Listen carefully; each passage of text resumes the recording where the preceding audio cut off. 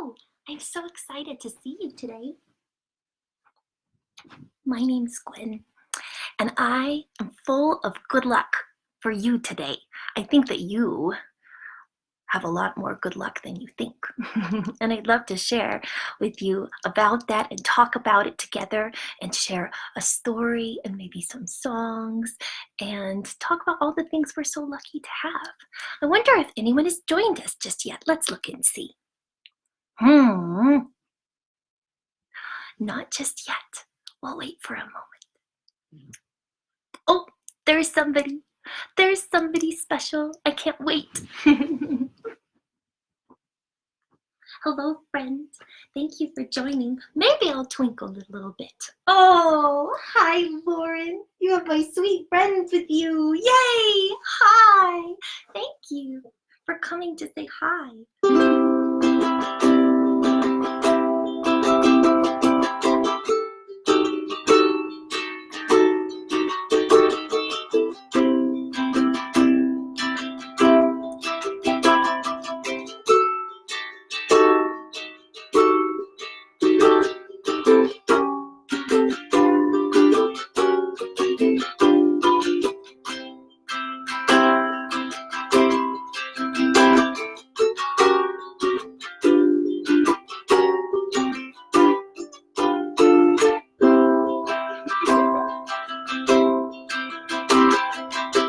Thank you for coming and joining today.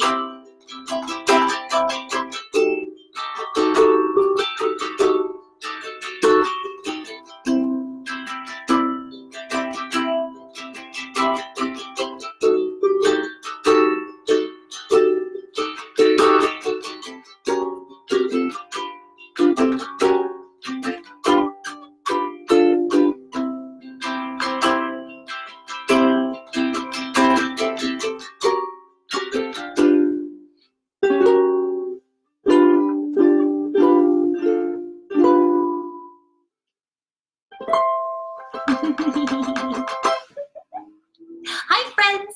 It's so nice to see you. Are you wearing green? I hope so, because I'm full of green. Green is my favorite color as a good luck fairy. I think it's a great color to have. I even have green on my face. That's for you. Now let's see here. I have some friends I want to introduce you to. These are my shamrock friends. Aren't they sweet? This is a special day for them. So they're kind of a little bit sleepy today. This is my red shamrock. It's kind of a little tiny bit sleepy, just a little bit. Do you want to take a look at all of its beautiful, all the beautiful friends in this pot? Very nice one. You can come sit right by me. And there's this one too. The wonderful thing about this shamrock is it has red underneath and green on top. I love it. I love it so much. And let's look. Look, do you see inside how there's itty bitty little ones that are coming up? They're just little babies. They're gonna get big and beautiful. They're gonna be wonderful, just like you. You're gonna get big and beautiful too. Well, you're already beautiful, but you're gonna get bigger and bigger and bigger and bigger and bigger. And one day you might stop and you'll be like, this is just right. That's all that I need to grow. And that's perfect. That's just fine. These are very tall ones right here. And then there's the little itty bitty ones inside. So they're coming to join me today. They're gonna sit right next to me.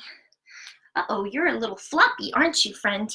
Look at all the wonderful friends we have here today. You're so lovely to join. I am so happy to see you. Thank you so much for coming. Should we have a story? I have a good story for us today. It's by one of my favorite authors, Dr. Seuss. We're going to hear about Horton. Horton is a very special elephant. I have a fairy sister, and she loves elephants. So this is dedicated to my fairy sister, Sophie, today. Hopefully she will get to see it. So let's start this story with 4 wonderful special words, which are once upon a time. Can you say that with me? Let's try it together. Here we go. Once upon a time. Good job. That was very good. Here we go. Horton hears a who. by Dr. Seuss. On the 15th of May, in the jungle of Newell, let's see. In the heat of the day, in the cool of the pool, he was splashing, enjoying the jungle's great joys, when Horton the elephant heard a small noise. Oh my goodness, what could it be? So Horton stopped splashing. He looked toward the sound. That's funny, thought Horton. There's no one around. Then he heard it again. Just a very faint yelp. Oop, there we go. As if some tiny person were calling for help. I'll help you, said Horton. But who are you? Where? He looked and he looked. He could see nothing there but a very, very, very, very tiny, tiny, tiny small speck of dust blowing past through the air. I wonder what it is. Do you see that speck? Do you see it? You see that speck? Well, there we go. Look at Horton and his surprised eyes. Can you make your eyes surprised like that? Oh, very good. That's good. I say, said Horton. Oh, goodness. I have to make enough space for me and the story. There we go. I say, murmured Horton, I never heard tell of a small speck of dust that was able to yell. Do you know what I think? Why, I think that there must be somebody on top of that small speck of dust. Some sort of a creature, or a very small size, too small to be seen by an elephant's eyes. Look at those big eyes, big, big eyes. And look at that tiny speck. Let's see what happens. Ooh, pardon me, little shamrock. There we go. I don't want you to fall over. There we go. Here we are. Ooh. We'll get it sorted out. Here we go. Some poor little person who's shaking with fear that he'll blow in the pool. He has no way to steer. I'll just have to save him because after all, a person's a person, no matter how small. I think that's a very important thing to remember, don't you? A person is a person, no matter how small. That's one of the reasons why we're inside right now, is because we want to take care of all of the people, you know that? So I'm glad to be here with you, being nice and cozy. It's nice to read stories together, isn't it? Let's keep going. Here we go. Okay. So gently, very gently, we have to be gentle, and using the greatest of care, the elephant stretched his trunk through the air. You know, we have something that's kind of like a trunk. We have our long arm. Can you make your long arm and do it very gently? Can you make a very gentle trunk? That looks funny in the video for me. Does it look funny for you? Let's pretend like we have a long trunk. Put it up against your nose and make your nose longer and floppier. Can you make a floppy nose? I like my floppy nose, do you? Sometimes I wish my nose were bigger like that. That would be so fun. I got distracted. Sometimes that happens when I read stories. Okay, I'll go back to the beginning. Here we go. So gently and using the greatest of care, the elephant stretched his great trunk through the air, and he lifted the dust speck and carried it over and placed it down safe on a very soft clover. You know, there's a lot of clovers around today. Have you noticed? Like the 4-leaf clover, it's a very good luck thing today on St. Patrick's Day. That's one of the reasons I thought this would be fun. It's a totally different kind of clover, but you know, all us clovers got to stick together, don't you think? Okay. Oh my. Humph. Humph the voice. Let's see here. 'Twas a sour kangaroo. Can you make a sour face? It's a little bit like when you're eating something that is sour, but it's like with grumpy. So can you make a sour face like you just ate something that was sour, but then make it grumpy too? So you do them both together like this. That's a grumpy kangaroo. This is very sour kangaroo. Here we go. Okay. Oh, hold on. This way. There we go. And the young kangaroo in her pouch said, "Humph too." Let's try it this way. Why, that speck is as small as the head of a pin. A person on that? Why, there never has been. Maybe that person is smaller Or Mrs. I think it's a Mrs. Well, Mr. or Mrs. or anyone in between kangaroo. It's not very nice to be rude in that way about small persons. Believe me, said Horton. I'll tell you sincerely, my ears are quite keen and I heard it quite clearly. I know there's a person down there. And what's more, quite likely there's 2, even 3 or 4, quite likely a family for all that we know. A family with children just starting to grow, just like you. So please, Horton said, as a favor to me, try not to disturb them. Just please, let them be. That's a very nice thing to do. What a nice elephant he is. Don't you think? I think you're a fool. Oh my, laughed the sour kangaroo. And the young kangaroo in her pouch. See, it is a her, it's Mrs. Kangaroo. Or Miss, either way. Me too. And the young kangaroo in her pouch said, me too. You're the biggest blame fool in the jungle of Nool. What terrible splashing, the elephant frowned. I can't let my very small person get drowned. I've got to protect them. I'm bigger than they. So he plucked up the clover and hustled away.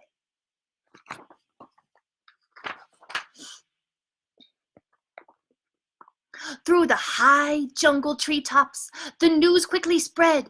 He talks to a dust speck. He's out of his head.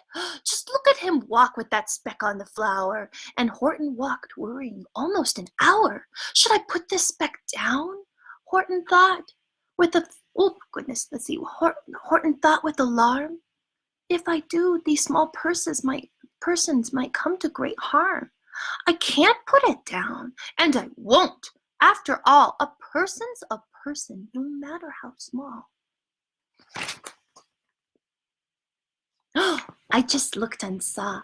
Piper, I can fly with my fairy wings. It's true, I can fly. But I don't really like to fly inside. Because when I really get going with my wings, then I might hit the ceiling. I'm not very good at hovering yet. I'm just a little fairy. I'm just very small, and I'm learning how to control the wings that I have. Would you like to see them really quickly? Let me show you. Do you like them? They have gold on them. I'm such a lucky fairy. Thank you for coming, Piper. I'm happy to see you. Okay, let's keep going with the story. Oh my goodness, this is an exciting part. Look, the size of the font changed. That means something special is going to happen. Let's find out. Oh, okay, let's see. There we go. Then Horton stopped walking. The speck voice stopped talking. The voice was so faint he could barely hear it. Speak up, please, said Horton. He put his ear near it. Let's get a little closer and see. Oh, my friend, came the voice. You're a very... Hold on. My friend, came the voice, you're a very fine friend. You've helped all us folks with this dust speck on this dust speck no end. You've saved all our houses and ceilings and floors. You've saved all our churches and grocery stores. What a nice thing. Here, let me show you the picture. Look at him holding up his ear. Do you see the very small speck?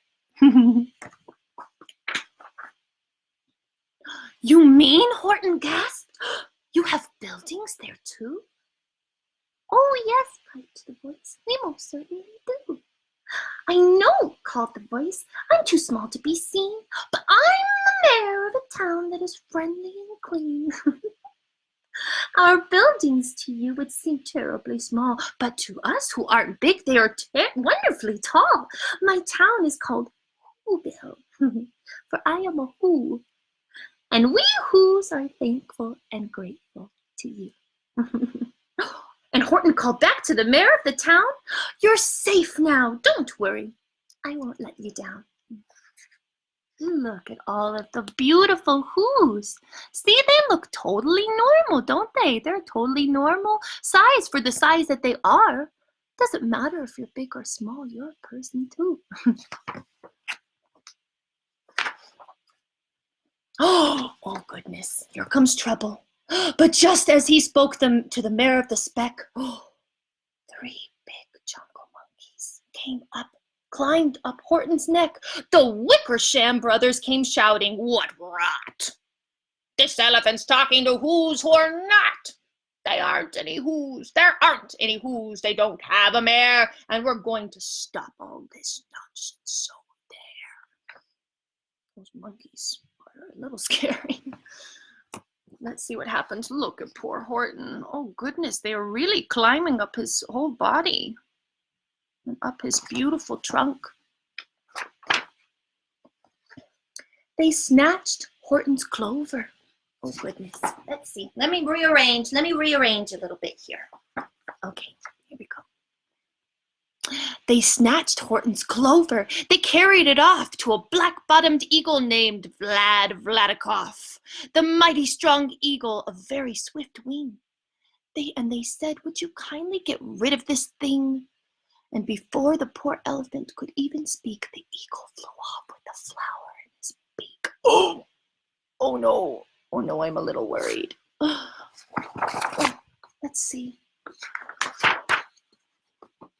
All that late afternoon, all that late afternoon and far into the night, that black-bottomed bird flapped his wings in fast flight, while Horton chased after with groans over stones that tattered his toenails and battered his bones. There we go.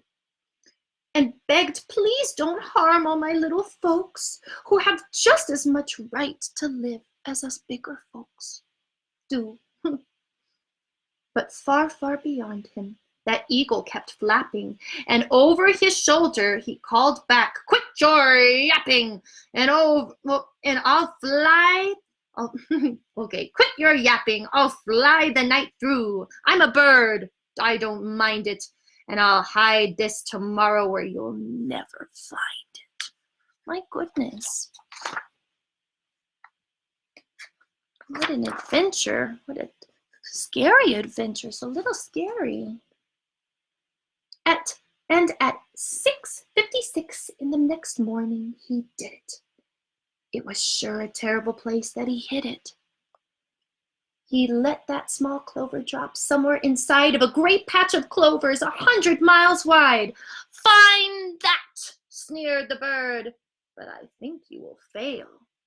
And he left with a flip of his black-bottomed tail.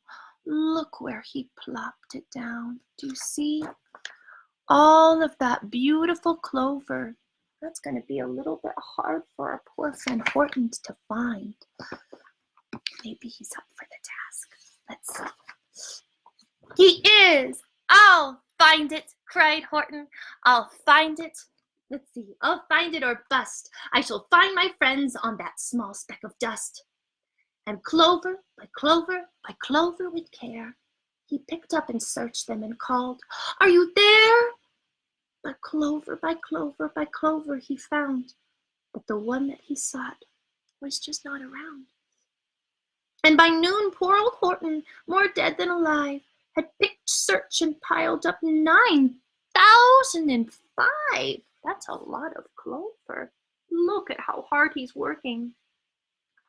Isn't that a beautiful thing, though? He's working so hard to find his friends. Such a kind elephant. Poor thing, look at his face. Have you ever felt that way before? Just tired. Let's do our tired. I'm tired from working so hard. Don't worry. I promise this story ends up very well, okay? Don't be afraid. It'll be okay. Here we go. Then, on through the afternoon, hour by hour, till he found them at last on the 3,000,000th flower. That's so many flowers. "My friends," cried the elephant, "tell me, do tell, are you safe? Are you sound? Are you whole? Are you well?" Look at him. Look how excited he is that he has found.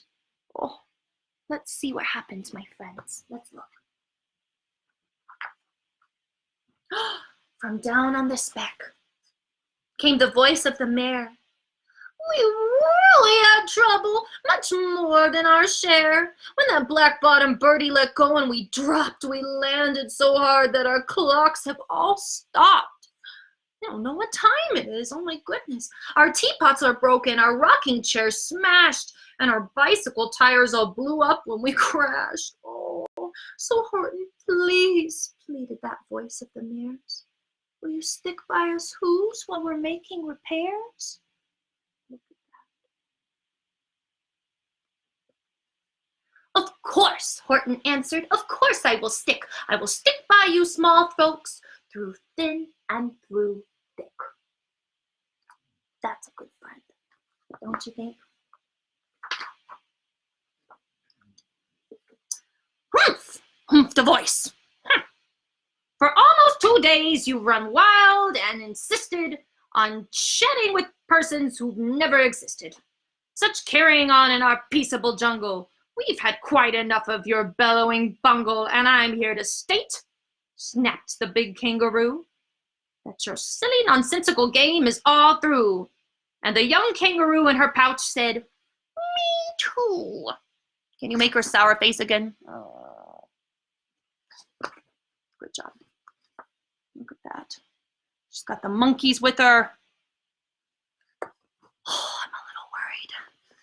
Let's see what happens. Here we go.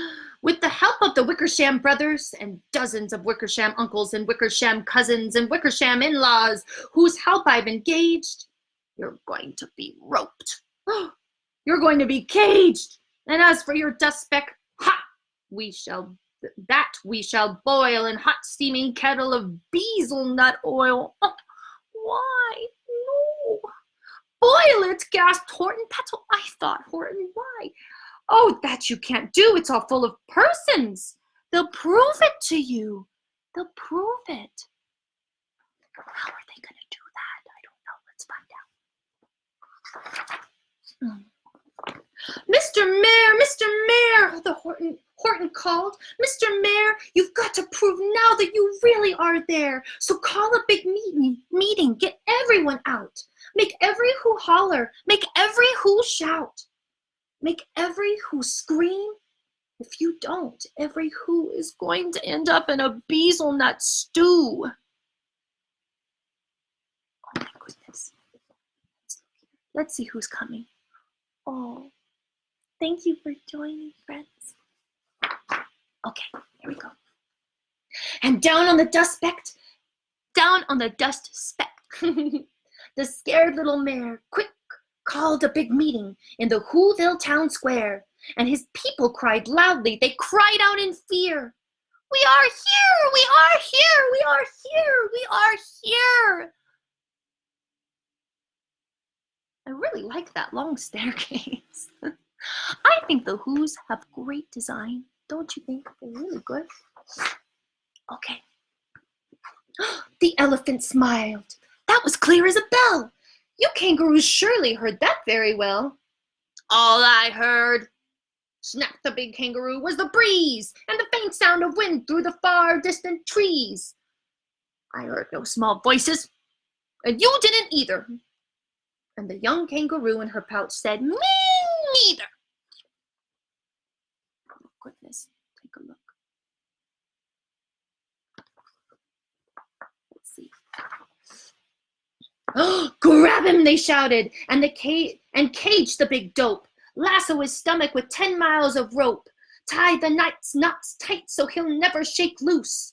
Then dunk that dumb speck in the bezelnut juice. Oh, goodness me.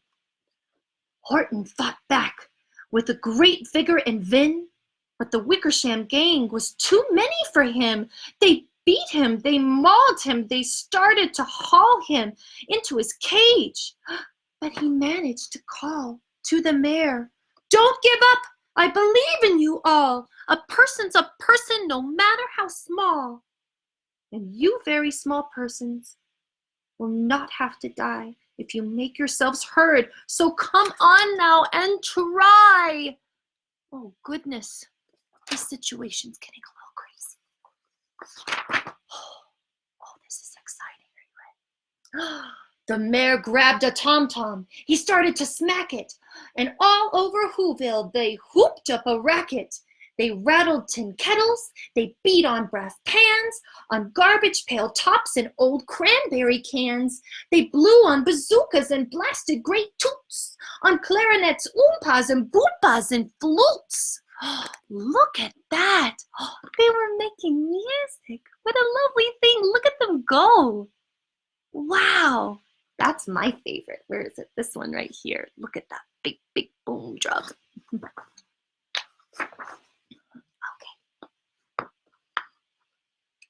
Great gusts of loud racket rang high through the air.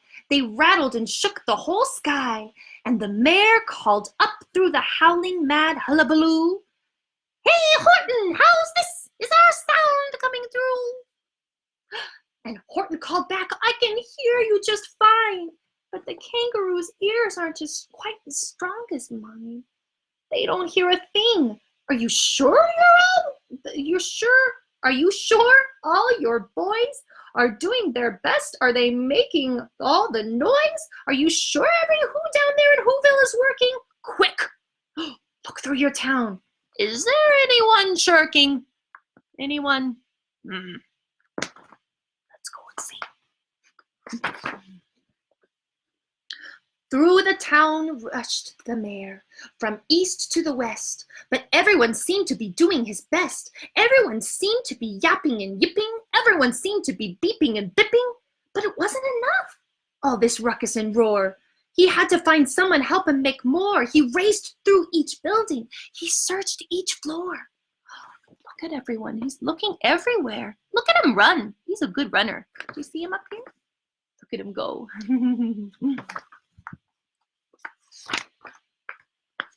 And just as he felt he was getting nowhere and almost about to give up in despair, he suddenly burst through a door, and the mayor discovered one shirker, quite hidden away in the Fairfax Apartments, apartment 12J, a very small, very, very, very small shirker named Jojo. Was just standing and bouncing a yo-yo, not making a sound, not a yip, not a chirp. And the mayor rushed inside and he grabbed the young twerp. Grabbed him.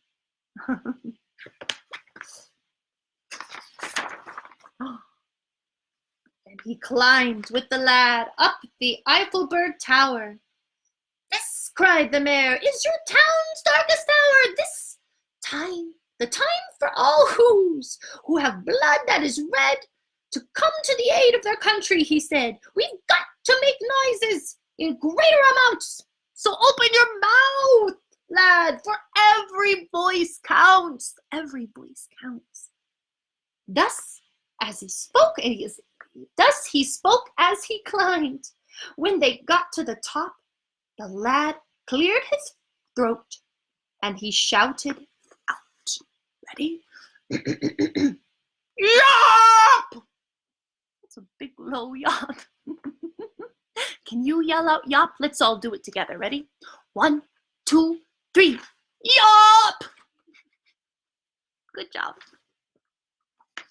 Everybody heard you. I think so, at least. Let's find out. Oh, and that yop.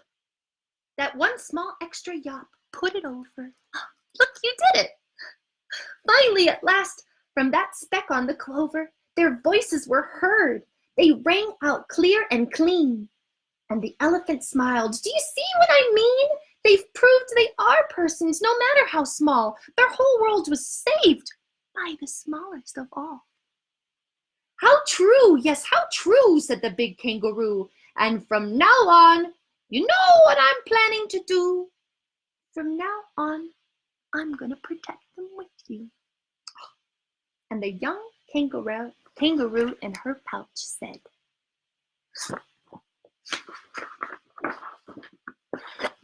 me too. Let's see here. From sun in the summer, from rain in the fallish, I'm going to protect them, no matter how smallish. Look. And that is the end, my friends. Did you like that story? I think it's a very nice story. Thanks for listening. Let's see here. I think that perhaps we need a little song, don't you think? Let's see here. I have a special song today for you. It's one that I really, really like. It comes from a movie that maybe you've seen. Have you seen Moana? Have you? It's a very nice movie, isn't it? Well, I like a song that is on there so very much, and I thought that I would sing it for you. Oops, let me get myself cozy here. There we go. Okay. If you'd like, you can sing along with me. Would you like to? Let me make sure that this beautiful thing is in tune. Okay. Here we go. I've been staring at the edge of the water long as I can remember, never really knowing why. I wish I could be the perfect daughter, but I come back to the water no matter how hard I try.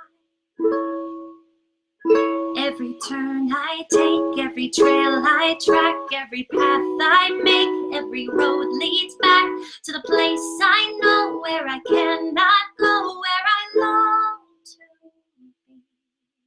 See the line where the sky meets the sea, it calls me, and no one knows where it goes. If the wind in my sail on the sea stays behind me, one day I'll know. If I go, there's just no telling how far I'll go. I know everybody on this island seems so happy on this island. Everything is by design. I know everybody on this island has a role on this island. Maybe I can roll with mine. I can lead with pride, I can make us strong. I'll be satisfied if I play along, but a voice inside sings a different song. What is wrong with me? See the light as it shines on the sea, it's blinding, but no one knows how deep it goes.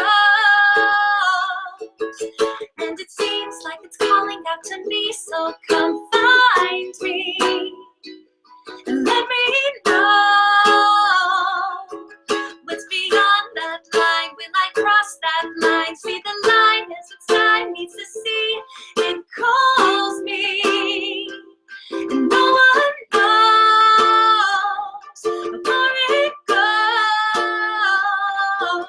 If the wind in my sail on the sea stays behind me, one day I'll know how far I'll go.